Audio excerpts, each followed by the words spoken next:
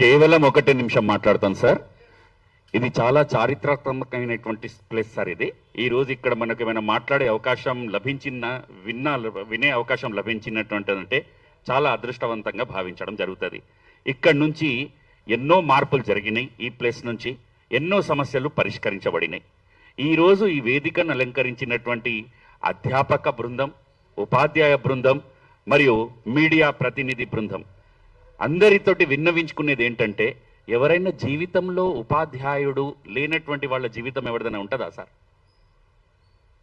ఇక్కడ కాదు, ప్రపంచం మొత్తంలోనే చూస్తే ఒక మానవుని జీవితంలో లేనటువంటిది ఎవరైనా ఉంటారా? ఒకవేళ నిరక్షరాస్యుడు ఉన్నాడు అనుకోండి, ఆయనకు ఎవరు లేరు సార్ అంటే వాళ్ళ సంతానమైనా చదువుకోవచ్చు కదా. వాళ్ళు చదువుకోలేదు, వాళ్ళ మనవాళ్ళైనా చదువుకోవచ్చు కదా. ప్రతి వ్యక్తి జీవితంలో, ప్రతి కుటుంబంలో వాటిని తీర్చిదిద్దడానికి ప్రత్యక్షంగానో పరోక్షంగా ఉన్నటువంటి వ్యక్తినే ఉపాధ్యాయుడు, అధ్యాపకుడు.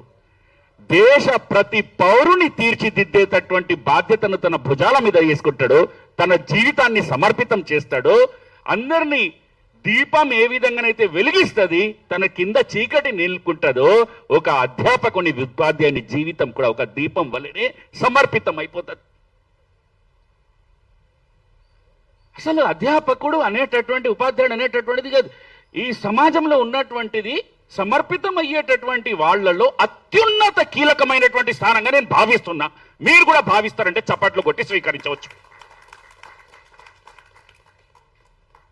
కాబట్టి నేను మన మిత్రులతోటి కోరుకునేది ఏంటంటే, అందరితోటి కోరుకునేది ఏంటంటే, ఇక్కడ మన ఉపేందర్ కుమార్ గారు, ప్రొఫెసర్ గారు, వారి జీవితంలో ఎంతో మంది విద్యార్థులను తీర్చిదిద్దారు.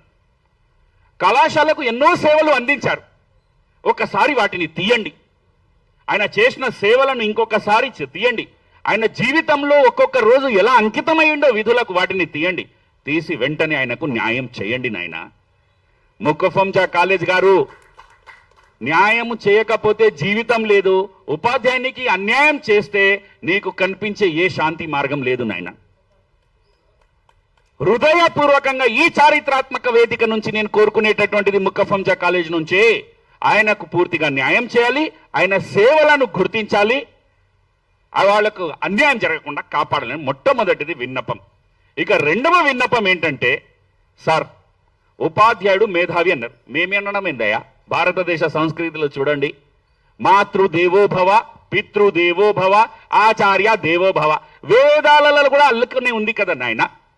ఆచార్య దేవోభవ అని ఉంది, కానీ మారో భవాని ఎక్కడైనా ఉన్నదా అనయ్య? ఎందుకయ్యా ఆయన పుట్ట మీద కొట్టడము? ఆచార్య దేవోభవ, కానీ మారో భవ కాదు నాయన, దేవోభవ. కాబట్టి ఒక కమిషన్ ని తీసుకొందా. ఎట్లయితే వెల్ఫేర్ కొన్ని కమిషన్స్ ఉన్నాయో, లెక్చరర్స్ గురించి, అధ్యాపకుల గురించి, ఉపాధ్యాయుల హక్కుల పరిరక్షణ గురించి మరియు వారి యొక్క గౌరవం, rights and respect, protection commission establish చేయండి అని వేదిక నుంచి కోరుకుంటున్నా. ఈ రోజు కానీ రేపు కానీ భవిష్యత్తులో ఎలక్షన్ కమిషన్ ఏ విధంగానైతే ఉందో, చైల్డ్ రైట్స్ కమిషన్ ఏ విధంగానైతే ఉందో, అదే విధంగా ఆచార్య దేవోభవ చెప్పినావు కాబట్టి ఐఏఎస్ ఆఫీసర్ తోటి నియమిస్తూ ఒక కమిషన్ ని తీసుకొని వస్తే ఉపాధ్యాయులకు మరియు అధ్యాపకులకు శాశ్వతంగా వారి సమస్యలకు పరిష్కారం ఉంటుందని భావిస్తూ చిన్న సందేశాన్ని ముగించుకుంటున్నా. అందరికీ పేరు పేరున ధన్యవాదాలు, నమస్కారాలు. Thank you sir. అందరికి నమస్కారం సార్. నా పేరు సంజీవ. నేను సిబిఐటి ఇంజనీరింగ్ కాలేజ్లో నాన్ టీచింగ్ అసిస్టెంట్ ప్రెసిడెంట్గా పనిచేశాను. సో నాకు అన్యాయం జరిగింది. అది కాకుండా నా కుల వేధింపులు చాలా జరిగినాయి. కుల వేధింపుల్లో eye witness, Upender sir, Yadagiri, Udayani madam, వీళ్ళు ముగ్గురు ఉన్నారు. సో ఐ విట్నెస్ ఉన్నందుకు సిబిఐటి మేనేజ్మెంట్ అండ్ సుభాష్ ఓవిసి అతన్ని ఇమీడియట్గా ఉద్యోగంలోకి తీయాలని చెప్పి ముక్కొంజ కాలేజ్కు చాలా ప్రెజర్ చేశారు. నాకు మన కుమార్ వీసీ కూడా మాదే జాతికి చెందిన వ్యక్తే. మాదే జాతికి అన్యాయం జరుగుతుందని చెప్పి అడుగుతా కూడా ఆయన ఏ లెటర్ రాయమంటే ఆ లెటర్ రాసినా కూడా ఉద్యోగంలోకి తీయడం జరిగింది. సో ఉపేందర్ సార్కి న్యాయం చేయాలి. మాలాంటి దళితులకు కూడా అన్యాయం జరుగుతుంది, ముందుకు తీసుకెళ్ళాలి, ప్రెసిడెంట్ ఉండని చెప్పి కూడా అన్యాయం జరుగుతుంది. దయచేసి ఉపేందర్ సార్ని రిజిస్టర్ చేసుకోవాలి. ఐ విట్నెస్ ఉన్నందుకు అతను అన్యాయంగా ఉద్యోగంలోకి తీసేసారు. సభకు థ్యాంక్ యూ. మెయిన్ ఏంటంటే సిబిఐటి మేనేజ్మెంట్, సుభాష్ గారు ప్లస్ వీసీకి దీనికి అంతటి కారణం. Thank you sir. నీకు అన్యాయం జరగడానికి వీళ్ళు కారణం. Okay, thank you. ఈ సభ ఒక వ్యక్తికి అన్యాయం జరిగితే స్పందించకపోవడానికి మేమంతా ఉస్మానియా యూనివర్సిటీ చాలా 100 ఏళ్ల చరిత్ర ఉన్నటువంటి ఉస్మానియా యూనివర్సిటీ లోపల బానిసలకి, ప్రైవేటు విద్యా సంస్థలకి, అది ఏ కాలేజ్ అయినా కానీ బానిస వ్యవస్థ చేస్తున్నటువంటి ఓ బానిసల్లారా, మీరందరూ మాలాంటి వేలాది మంది విద్యార్థుల త్యాగాలతో వచ్చిన తెలంగాణ లోపల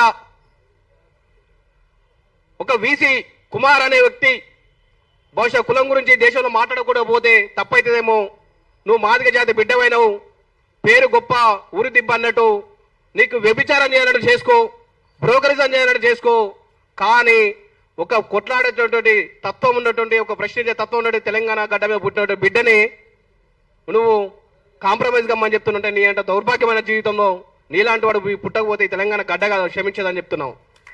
అదేవిధంగా ఈ దేశంలో కూడా 1964 దౌలత్ సింగ్ డిఎస్ కొఠారి కమిషన్ చెప్పినట్టు తరగతి గదిలో దేశ భవిష్యత్తు నిర్మాణం అవుతుందంటే వీళ్ళందరి తరగతి గదిలో నిర్మాణం చేసిన వాళ్ళే ఈ దేశంలో కూడా ఈ రోజు రాహుల్ గాంధీ పార్లమెంట్ లో కూడా రాజ్యాంగం పట్టుకొని తిరుగుతా ఉండు. కానీ రాహుల్ గాంధీ చెప్పాల్సిన ఫస్ట్ ఈ దేశంలో కూడా కాంగ్రెస్ పార్టీ కార్యకర్తలకి, కాంగ్రెస్ పార్టీ రాష్ట్ర కమిటీ సభ్యులకి రాజ్యాంగంలో ఏముందో చదువుకోవాలని చెప్పాల్సి రాహుల్ గాంధీ డిమాండ్ చేస్తా ఉన్నాం. ఈ రాష్ట్రంలో కూడా దాదాపు 197 ఇంజనీరింగ్ కాలేజీలు ఏవైతే ఉన్నాయో వాటన్నిటికీ 10 కాలేజీలు వాసవి, నారాయణమ్మ, సిబిఐటి, విజ్ఞాన్ ఏదైతే కాలేజీలు ఉన్నాయో వీళ్ళందరూ కూడా ఒక రియల్ ఎస్టేట్ రూపంలో ఉన్న బ్రోకర్లు వీళ్ళు విద్యాలయ సంస్థలు నడుపుతా ఉన్నారు. వీళ్ళకి రియల్ ఎస్టేట్ చేసుకోవడం, రియల్ ఎస్టేట్ చేసుకోమని చెప్పండి. కానీ ఇట్లాంటి పేద విద్యార్థుల తల్లిదండ్రులతో వచ్చే ఒక జీతాలతోటి మీరు అకౌంటర్లో చూస్తే ఫస్ట్ తారీఖు 3 లక్షల జీతం వేసి 10వ తారీఖు 30,000 రూపాయలు జీతం ఉంచి 2,70,000 రూపాయలు తీసుకోవడానికి మీకు ఈ రైట్ ఎక్కడిది అంటే మమ్మల్ని అందరినీ మోసం చేస్తా ఉన్నాం. నిజంగా ఈ రోజు ఉన్నత విద్యా మండలి కమిషన్, ఉన్నత విద్యా మండలి హైయర్ ఎడ్యుకేషన్ కౌన్సిల్ అయితే ఏదైతే ఉన్నదో అది హైయర్ ఎడ్యుకేషన్ కౌన్సిల్ కాదు, రేవంత్ రెడ్డికి కమిషన్లు తీసుకోవడానికి వచ్చేటువంటి మార్గంలో ఉన్నటువంటి ఒక బ్రోకర్లు. నిజంగా ఉన్నత విద్యా మండలి తెలంగాణ రాష్ట్రంలో ఏర్పాటు చేసిన తర్వాత 2 సంవత్సరాల కాలం గడుస్తా ఉన్నది. గడిచిన ఏ ఒక్క ఇన్స్పెక్షన్ చేసి ఏదైనా కాలేజీని బ్లాక్ లిస్ట్ పెట్టే చరిత్ర ఈ కాలేజీలకు ఉన్నదా? రేవంత్ రెడ్డి లాస్ట్ టైం మీరు అందరికీ తెలుసు, పత్రికా వాళ్ళకి తెలుసు, ఇక్కడ ఉన్న ప్రజలందరికీ తెలుసు, ఒక 10 కాలేజీలు సిఎస్సి ఏఐ సీటు కోసము సీట్ 60 సీట్లు ఉన్నదాన్ని ఇంటేక్ 60 సీట్లు దాన్ని 120 సీట్లు చేసుకోవడం కోసం అక్షరాల 200 కోట్ల రూపాయలు నీ బ్రోకర్లతో తీసుకొని నువ్వు సీట్లు పెంచుకున్న చరిత్ర ఈ తెలంగాణ నీకు తెలుసు. ఇవన్నీ తెలిసిన సమాజంలో కూడా మేము ప్రశ్నించకుండా ఉండాలంటే ఎందుకు ఉండము? దేశంలో కూడా విద్యని, వైద్యాన్ని నేను ఒక సిఈసి చదువుకున్న స్టూడెంట్ గా, అర్థశాస్త్రం చదువుకున్న స్టూడెంట్ కదా, జాన్ మెనార్డ్ కీన్స్, జేమ్ కీన్స్ అనేటువంటి ఒక ఆర్థికవేత్త ఈ భారతదేశంగా ఈ ప్రపంచానికి ఆర్థికం ఎలా ఉండాలని చెప్పిన వ్యక్తి విద్యని ప్రైవేట్ పరం చేయాలని ఎక్కడ కూడా రాలే. మరి అట్లాంటి ఈ దేశ అడ్వాన్స్ డెవలప్మెంట్ అయిన చైనా, జపాన్, జర్మనీలో మొత్తం కూడా విద్యని వ్యాపారం ఎక్కడ చేస్తున్న చరిత్ర లేదు. కానీ ఇండియా లోపల ఉన్నదంటే కారణం ఇక్కడ ఉన్నటువంటి పొలిటికల్ నాయకులు వాళ్ళ ఎన్నికల కోసం వచ్చినప్పుడు, ఓట్ల కోసం వచ్చినప్పుడు ప్రజలకు ఒక ఓటు అనే ఒక సిస్టమ్ లోపల మనం ఉన్నాం కాబట్టి ఓటు వేస్తున్నప్పుడు వాళ్ళు మరి వ్యాపారం ఎందుకు చేస్తున్నారు? నిజంగా నీకు సేవ చేయాలనుకునేది ఒక రాజకీయం అనేది సేవారంగం అయినప్పుడు మరి విద్యా వ్యవస్థలు ఎందుకు నడుపుతా ఉన్నారు? కనీసం కాలేజీలకు కూడా పనికిరాని కాలేజీలను కూడా ఇలా దేశం లోపల, రాష్ట్రం లోపల యూనివర్సిటీలు చేశారు. లేదా యూనివర్సిటీ పేరుతో లక్షల రూపాయలు వసూలు చేస్తా ఉన్నారు. కానీ 30,000 ఉన్న మా వాళ్ళ జీతం 3 రూపాయలు పెంచడానికి మీకు ఏమైతే ఉన్నది? మీరు వేస్తున్న 3 లక్షల రూపాయలు జీతాలు ఇస్తే ఏమైపోతూ ఉంటుంది? అంటే విద్యను వ్యాపారం చేస్తున్నటువంటి ఈ కాలేజీలు ఏవైతే మొత్తంగా ఉన్నాయో విద్యను శ్రీ చైతన్య, నారాయణ కింది స్థాయి ఉద్యోగ దందా అయితే వీటిపైన ఇంటర్మీడియట్ ఒక 4-5 కాలేజీలు ఏరుతున్నాయి, 4-5 బ్రాంచ్లు ఏరుతా ఉన్నాయి. ఆ తర్వాత ఇంజనీరింగ్ కాలేజీల పరిస్థితి అయితే చెప్పనే కూడా వర్ణించడానికి కూడా వీల్లేదు. ఈ రాష్ట్రంలో దాదాపు 12 యూనివర్సిటీలు ఈ చరిత్ర మొత్తం కూడా నిర్వీర్యం చేయడానికి రేవంత్ రెడ్డి కంకణం కట్టుకుంటూ, కాబట్టి ఉపేందర్ సార్ చేస్తున్న పోరాటానికి ఏదైతే ఉన్నదో ప్రజలారా, ప్రజాస్వామికవాదులారా, చైతన్యవంతమైనటువంటి మీలాంటి వాళ్ళు మేధావులు మౌనం వహిస్తే వీసీ కుమార్ లాంటి వాళ్ళు ఈ దేశంలో రాజ్యం వెళ్ళబోతూ ఉంటారు. కాబట్టి కుమార్ లాంటి వాళ్ళకు గుణపాఠం చెప్పాలంటే ఉపేందర్ సార్ లాంటి అనగదొక్కాలని చూస్తున్నట్టు మీరందరూ కూడా కలిసికట్టుగా ఉండాలి. ఆ కలిసితో పాటు మీరు చేసే పోరాటంలో డెమోక్రటిక్ స్టూడెంట్స్ అసోసియేషన్ రాష్ట్ర కమిటీ భాగస్వామ్యం అవుతుంది. మేము వ్యక్తిగతంగా మేము బలవంతులమే, కానీ మేధోమదనంగా మాలాంటి వెంకటేశ్వర సార్ లాంటి సార్ యొక్క డైరెక్షన్ లో మేము ఈ ఉద్యమాన్ని ఉధృతం చేస్తామని చెప్పేసి తెలియజేస్తున్నాం. భవిష్యత్తులో ఇంకెవరైనా ఇట్లాంటి బ్రోకర్స్ చేయాలనుకున్నటువంటి బ్రోకర్లారా మీరందరూ పోయి ఆ కాలేజీలో పనిచేసుకోండి, మీకు జీతాలు ఇస్తారు. లేదంటే వాళ్ళ కుర్చీల కింద ఖర్చులు పెట్టి తూర్చండి, మీకు ఇంకో 50,000 లక్షల రూపాయలు ఎక్కువ అడుక్కోండి.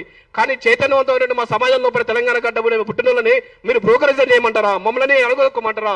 మీ కేసులు విత్డ్రా చేసుకోమంటారా? మీరు ఏదైనా నేర్చుకున్నది మీకు నిజంగా అట్లాంటి ఖర్చులేసి వాళ్ళ దగ్గర మీరు పైసలు అడుక్కొని అడుగు కాబట్టి మీరు నిజంగా ఇట్లా చేస్తూ ఉన్నారు. కాబట్టి ఈ దేశంలో ఉన్నట్టు ఏఐసిటీసీ కానీ, యూజీసీ కానీ, లేకపోతే ఉన్నత విద్య మండలి కానీ మీరందరూ కూడా చర్యలు తీసుకోకపోతే భవిష్యత్తులో మీరందరూ కూడా నాశనం అయిపోతూ ఉంటారు. మీరందరూ కూడా గతంలో చరిత్ర తెలంగాణ గడ్డ ఇక్కడ మా సార్లందరూ చెప్తున్నారు భూస్వామ్య వ్యవస్థలో మా విలేజ్ కూడా చాలా ప్రాధాన్యతమైన విలేజ్ లో వచ్చిన వాళ్ళం మేము ఇట్లాంటి సార్లు చెప్పబడికి ఈ సమయంలో చైతన్యవంతమైన ఎన్నో జైలు జీవితాలు ఎన్నో కేసులు ఎదుర్కొని వెంకటేశ్వర్లు అంటే డైరెక్షన్ లో సమాజంలో తిరుగుతూ ఉన్న వాళ్ళం కాబట్టి ఉపేందర్ సారే కాదు ఈ దేశంలో అనగదొక్కబడి ప్రతి వాళ్ళకి భారత రాజ్యాంగం ఇచ్చినటువంటి డాక్టర్ బాబాసాహెబ్ అంబేద్కర్ రాజ్యాంగ ఫలాలు అందరికీ అందించాలన్న ఉద్దేశంతో మీ అందరం కూడా మీతో కలిసి పనిచేస్తామని చెప్పేసి తెలియజేస్తూ ముగిస్తా ఉన్నాం.